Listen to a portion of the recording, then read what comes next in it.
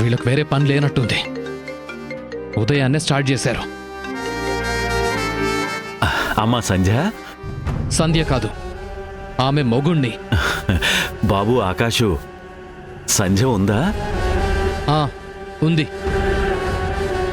మీ నాన్న కాల్ చేశారు. ఎందుకండి? నాకేం తెలుసు? ఈరోజు హాస్పిటల్కి వెళ్తానని చెప్పారు. దాని గురించి మాట్లాడడానికేమో. మాట్లాడడానికేనా, లేదంటే మందులకు డబ్బులు అడగడానికా?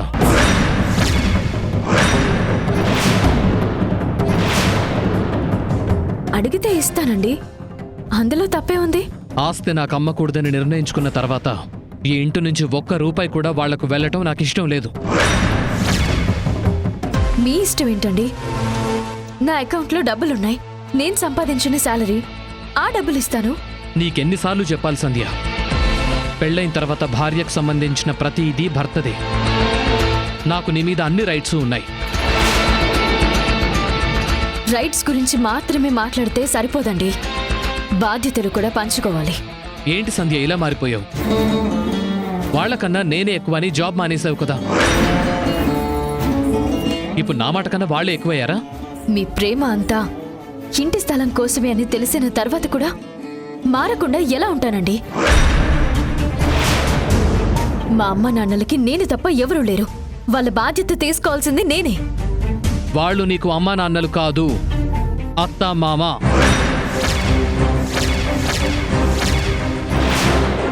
భర్త చనిపోయిన తర్వాత వాళ్ళని అమ్మా నాన్న అని పిలుస్తున్నావు తప్ప వాళ్ళు నిన్ను కనలేదు, పెంచలేదు. నన్ను కనకపోయినా కడుపును పెట్టుకుని చూసుకున్నారు, పెంచకపోయినా విలువ కట్టలేనంత ప్రేమ పంచుతున్నారు.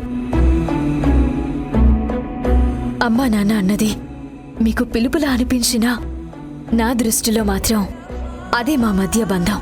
నువ్వనుకుంటే సరిపోదు సంధ్య. నా దృష్టిలో వాళ్ళు ఎవరూ లేని, ఎవరికి ఏమీ కాని అనాథలు.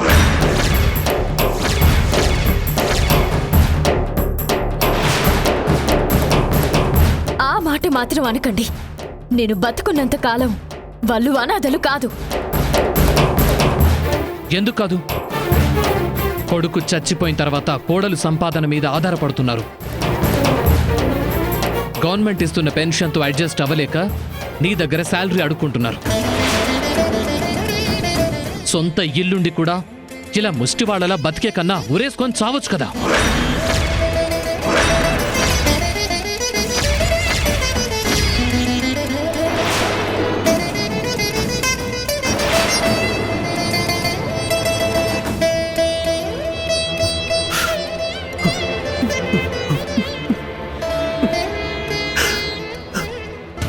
మా అమ్మ నాన్న గురించి ఇంకొక్క మాట మాట్లాడితే ఏం చేస్తానో నాకే తెలీదు. ఒక అమ్మాయిగా నేను కష్టపడడం మా నాన్నకి ఎప్పుడూ ఇష్టం లేదు. ఇప్పటికీ నేనిచ్చే డబ్బుని పరాయి సొమ్ములాగే చూస్తారే తప్ప ఎప్పుడూ ఒక్క పైసా కూడా ఆశించరు. బంధానికి, బాధ్యతకి విలువ తెలియని మీలాంటి వాళ్ళకి ఎంత చెప్పినా అనవసరం.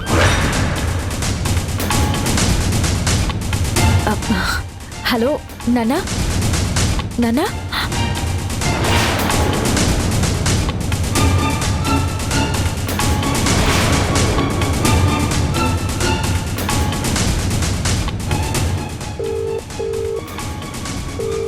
మీరు కాల్ చేస్తున్న వ్యక్తి సమాధానం ఇవ్వడం లేదు. దయచేసి మళ్ళీ ప్రయత్నించండి.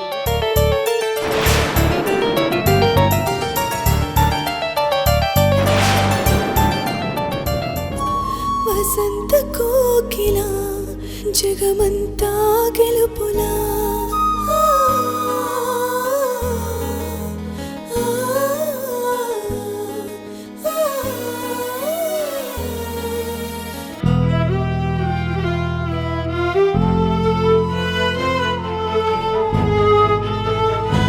1 మంత్కి ఇవ్వమంటారా?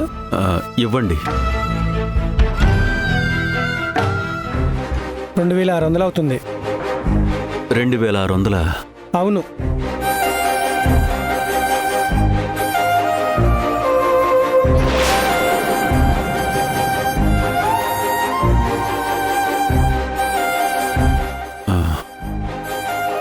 ఇప్పుడు వద్దులే బాబు, తర్వాత తీసుకుంటాను.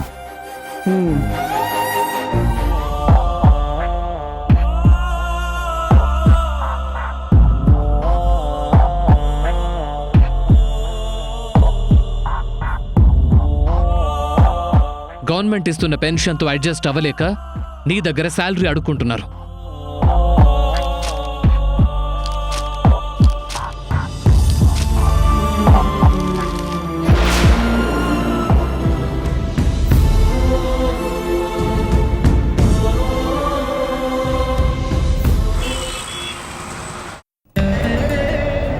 ఏమండి, డాక్టర్ గారు ఏమన్నారు? మీరు హాస్పిటల్కి రావడం అనవసరం అన్నారు. అదేంటండి? అవును లక్ష్మి, నిక్షేపంగా గుండ్రాయిలా ఉన్న మీరు హాస్పిటల్కి రావడం ఎందుకండి అని అడిగారు. అప్పుడు నేను ఇంట్లో మా ఆవిడ, అత్తింట్లో ఉన్న నా కూతురు టార్చర్ పెడుతుంటే అది తట్టుకోలేక వచ్చాను అని చెబితే ఒకటే నవ్వు.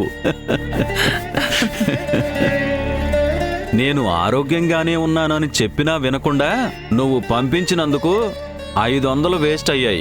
పోతే పోనివ్వండి, డబ్బు కన్నా ఆరోగ్యం ముఖ్యం.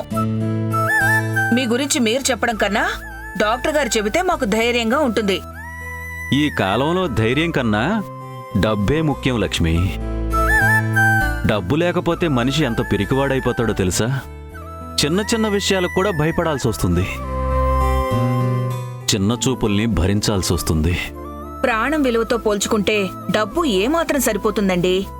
అవును, డాక్టర్ గారు మందులేమైనా ఇచ్చారా? నువ్వెక్కడ దానివే? ఏ రోగం లేదు మొర్రో అంటే మందులు రాసిచ్చారా, టానిక్లు రాసిచ్చారా అని ఏంటే నీ గోల? అలా విసుక్కుంటారేంటండి? మీ ఆరోగ్యం గురించే కదా నా తాపత్రయం అంతా. అసలే ఒకసారి గుండె నొప్పితో హాస్పిటల్లో చేరారు, మళ్ళీ మీకేదైనా... ఒకసారి చేరినంత మాత్రాన జీవితాంతం రోగిష్టి వాళ్ళ చూస్తావా? ఏదో ఆ మధ్యన కొంచెం టెన్షన్ ఎక్కువయ్యి గుండె గతి తప్పింది కానీ నా ఆరోగ్యానికి ఏ ఢోకా లేదు, ఒంట్లో కూడా ఏ లోపం లేదు. పోన్లేండి, ఏ లోపం లేదంటే మనం నిశ్చింతగా ఉండొచ్చు. అవును, డాక్టర్ రాసిచ్చిన మందుల చీటి ఇందులోనే ఉందా? ఏది, నన్ను ఒకసారి చూడనివ్వండి. లక్ష్మి, ఒకసారి చెబితే అర్థం కాదా నీకు?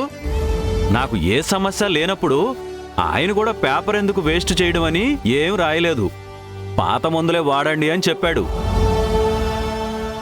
వచ్చినప్పటి నుండి నీ ప్రశ్నలతో తల తింటున్నావు కానీ ఒక గ్లాసు మంచినీళ్ళు ఇచ్చావా? అలసిపోయి వచ్చాను, కాఫీ తాగుతారా అని అడిగావా? మీరు హాస్పిటల్కి వెళ్ళినప్పటి నుంచి డాక్టర్ ఏమంటారో, మీ ఆరోగ్యం గురించి ఏం మాట్లాడారోనని ఆలోచిస్తూ కంగారు పడుతున్నానండి. మీతో మాట్లాడిన తర్వాతే నా మనసు కొంచెం కుదుటపడింది. లక్ష్మి, డాక్టర్ గారు నీ గురించి కూడా అడిగారు. నాకేమైంది? నేను బాగానే ఉన్నాను కదా. ఆ మాట నువ్వు చెప్పడం కాదు, డాక్టర్ గారు చెబితే మాకు ధైర్యంగా ఉంటుంది. ఓహో, నా మాట నాకే అప్పచెప్పుతున్నారా? కాదు, నిజం చెబుతున్నాను. నెక్స్ట్ టైం వచ్చినప్పుడు నిన్ను కూడా తీసుకురమ్మని చెప్పారు. ఏం అవసరం లేదండి. ఒకసారి గుండెపోటొచ్చిన మిమ్మల్నే ఆరోగ్యంగా ఉన్నారని చెప్పారంటే నన్ను చూసి గుండ్రాయిలా ఉన్నావంటారు. ఇదిగో, ఇలాంటి మాటలు నా దగ్గర అంటే అన్నావు కానీ ఈ మాట అమ్మాయి దగ్గర చెప్పకు, ఇద్దరిని కలిపి తిడుతుంది. నేను చెప్పకపోయినా అమ్మాయి అడగదనుకున్నారా? అడిగినప్పుడు చూద్దాం కానీ వెళ్ళి కాఫీ తీసుకునిరా లక్ష్మి. అలాగేనండి.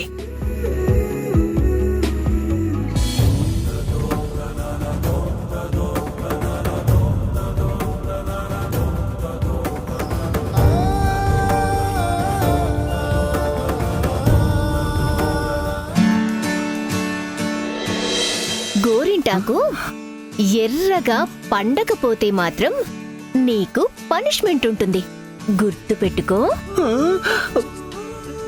గోరింటాకు ఎర్రగా పండకపోతే పండు గారు పనిష్మెంట్ ఇస్తానన్నారు. టైం లేక గుడికి వెళ్ళలేదు.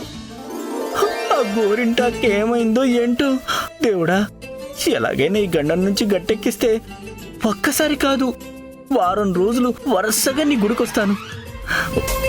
నువ్వే నన్ను కాపాడాలి తండ్రి.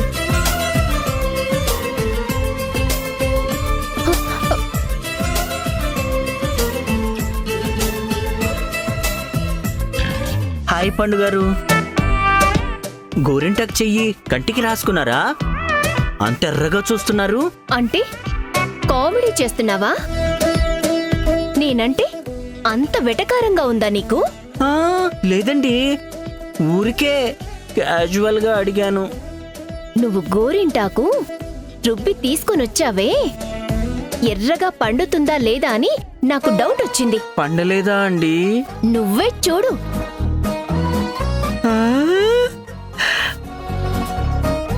ఆహా, ఎంత బాగా పండాయో. ఏం పనిష్మెంట్ ఇస్తారో అని భయపడుతూ వచ్చాను. దేవుడున్నాడండి, ఉన్నాడు. ఇంత బాగా పండితే హ్యాపీగా ఫీల్ అవక అలా కోపంగా ఉన్నారేంటండి? నేను ఎర్రగా పండాలని చెప్పాను, మరి ఇంత థిక్ రెడ్ గా కాదు. నాకీ రంగు అంటే చిరాకు. ఏంటి, ఈ రంగంటే చిరాకా?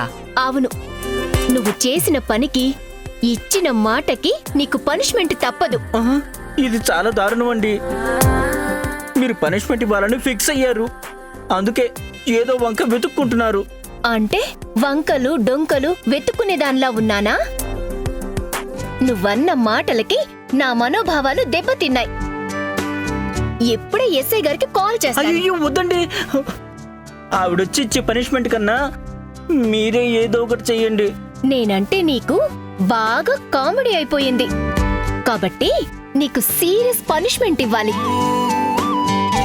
నీ కాళ్ళకి తాడు కట్టి గుమ్మానికి వేలాడదీయనా? లేదంటే మేడపైకి తీసుకువెళ్ళి కిందకి తోసయ్యనా? గోరింటాకు పెట్టిన నీ ఎరచేతుల్లో కత్తిగాట్లు పెట్టనా? అయ్యా బాబోయ్, ఏంటండి బాబు, మరీ ఇంత వైల్డ్ గా ఆలోచిస్తున్నారు. కొంచెం అమ్మాయిలా పద్ధతిగా సాంప్రదాయబద్ధంగా ఏదైనా శిక్ష వేయండి. అంతేగాని నా ప్రాణాల్ని మాత్రం రిస్క్ లో పెట్టద్దండి. పైగా నాకేమన్నా జరిగితే మీకు ఇలా సేవలు చేసేవాళ్ళు కూడా ఉండరు కదండి. నిజమే కదా? ఈ లాజిక్ ఎలా మిస్ అయ్యాను? అయితే నన్ను బయటికి తీసుకువెళ్ళి ఐస్ క్రీమ్ ఇప్పించు. ఏంటి, ఐస్ క్రీమా? అంతేనా? ఇది కూడా ఒక పనిష్మెంటేనా? సరిపోదు కదా? అయితే ముందు చెప్పిన లిస్టులో ఏదో ఒకటి సెలెక్ట్ చేసుకుందాం. అయ్యో వద్దండి, ఈ ఐస్ క్రీమ్ నే ఫిక్స్ చేసుకుందాం. పదండి. ఒక్క నిమిషం, డ్రెస్ చేంజ్ చేసుకొని వస్తాను.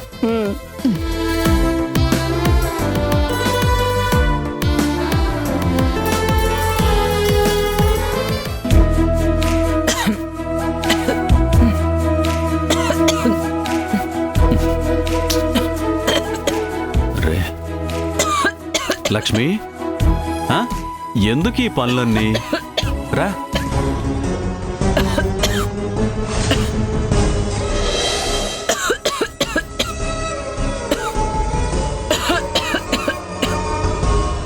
లక్ష్మి, ఇదిగో.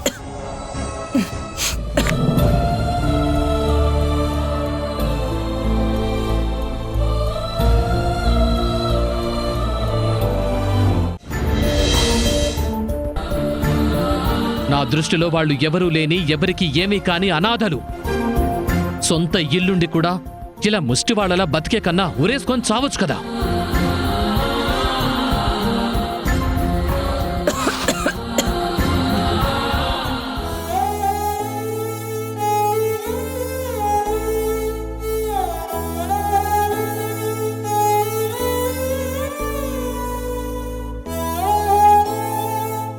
ఏమండి ఏమండి, ఏంటి లక్ష్మి? పేపర్ తిరిగేసి చదువుతున్నారేంటి?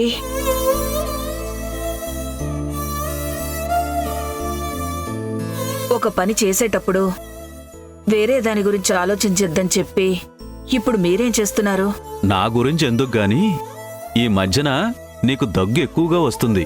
ఒకసారి చెకప్కు వెళ్తే మంచిదేమో. మందులు వేసుకుంటే తగ్గిపోయేదానికి డాక్టర్ దగ్గరికి ఎందుకండి? మందులు కూడా లేవనుకుంటా. ఇంకో 2 రోజుల్లో అవి కూడా అయిపోతాయి కదా. 2 రోజుల్లో దగ్గు కూడా తగ్గిపోతుంది. ఇక వాటి అవసరం కూడా ఉండదులేండి.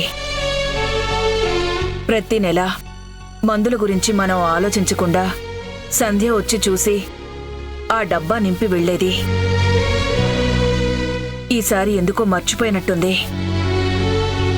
ఫోన్ చేస్తే ఒక మాట చెప్తాను. వద్దు లక్ష్మి, సంజయ్కేం చెప్పొద్దు.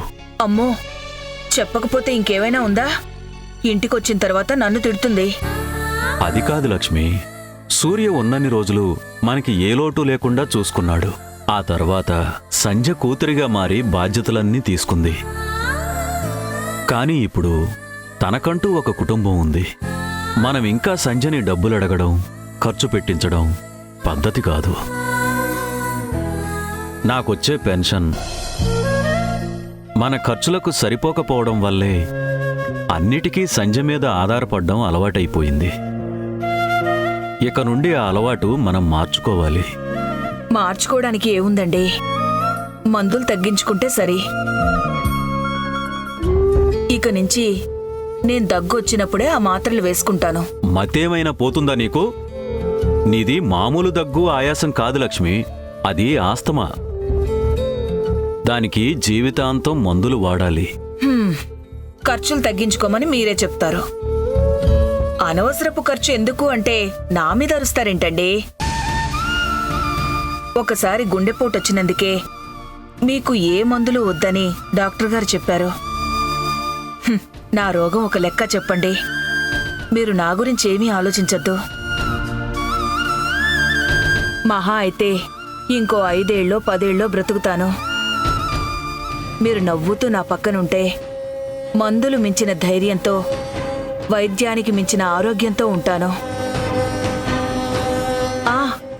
ఉదయం నుంచి కాఫీ అడగలేదు, తీసుకురానా అండి? వద్దులే లక్ష్మి, ఖర్చులు తగ్గించుకోవడం కాఫీ నుండే మొదలు పెడదాం.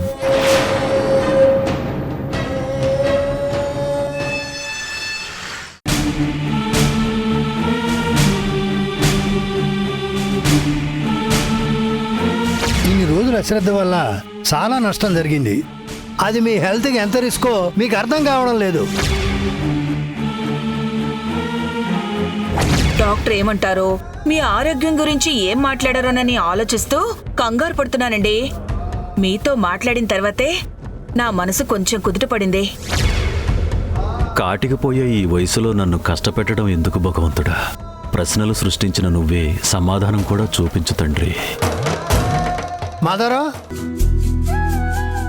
ఒరేయ్ శంకరం, ఎలా ఉన్నావురా? చూసి చాలా రోజులైంది. మా అమ్మాయి ఇంటికి వెళ్ళి నిన్నే వచ్చానురా. ఇంకొన్ని రోజులు అక్కడే రెస్ట్ తీసుకోవచ్చు కదరా. ఇక్కడ ఏం కొంపలు మునిగిపోతున్నాయని వచ్చావు? లీవులు దొరకట్లేదురా, లేదంటే అక్కడే ఉండేవాణ్ణి. లీవులా? నువ్వు నా తర్వాతనే కదరా రిటైర్ అయ్యావు. మళ్ళీ జాబ్ ఎలా వచ్చింది? గవర్నమెంట్ జాబ్లో రిటైర్మెంట్ ఉంటుంది కానీ డబ్బు సంపాదించడానికి ఓపిక బలం ఉంటే చాలు. రిటైర్మెంట్తో పనే లేదు. అది కాదురా, నీ కొడుకు కూతురు నిన్ను బాగానే చూసుకుంటున్నారు కదా. ఇప్పుడు నీకు ఉద్యోగం చేయాల్సిన అవసరం ఏమొచ్చిందిరా?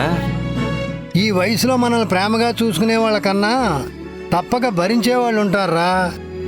వాళ్ళకి భారం కాకుండా వాళ్ళు ఇచ్చే డబ్బుల మీద ఆధారపడకుండా ఉండాలంటే మనం సంపాదించాలి. మనకొచ్చే చాలీచాలని పెన్షను అటు మందులకి ఇటు తిండికి సరిపోదు. అందుకే ఉద్యోగం చేయక తప్పడం లేదురా. ఇంట్లో ఖాళీగా ఉండే బదులు ఏదో ఒక పని చేసుకుంటే జీతం వస్తుంది, టైంపాస్ కూడా అవుతుంది. జీతం ఎంత వస్తుందిరా? చెబుతున్నా కదరా, ఒకరిని అడిగే అవసరం లేనంత సంపాదించుకోవచ్చు. అయితే నేను కూడా చేరతానురా. నువ్వు చేసే చోట ఖాళీలు ఏమైనా ఉన్నాయా? మా దగ్గర ఏం లేవురా. నాకు తెలిసిన ఒక కంపెనీలో ఇంటర్వ్యూలు జరుగుతున్నాయి. నువ్వు వెళ్తానంటే అడ్రస్ చెప్తాను. ఖచ్చితంగా వెళ్తానురా. సరే అయితే వాళ్ళ నెంబరు నీకు పంపిస్తాను. ఎక్కడికి రావాలో వాళ్ళే చెప్తారు. అలాగేరా. ఈ రోజే ఫోన్ చేస్తాను. వచ్చింది చూడు. వచ్చిందిరా. రే మాధవ, ఇంకో విషయం, జీతం అది సరిగా మాట్లాడుకో. మనలాంటి రిటైర్డ్ ఎంప్లాయీస్ అంటే ఉద్యోగం ఇచ్చే వాళ్ళకి చాలా చిన్న చూపు ఉంటుంది. నువ్వు ఏ పనైనా చేయడానికి సిద్ధంగా ఉన్నట్టు మాట్లాడరా. అలాగేరా. ఉద్యోగం వచ్చిన తర్వాత పార్టీ ఇవ్వడం మర్చిపోకో. ఒక్క పార్టీ ఏంట్రా, ఈ ఉద్యోగం రావాలే కానీ చాలా ప్రశ్నలకి పరిష్కారం దొరుకుతుంది. సరే మాధవ, వస్తాను. మంచిది.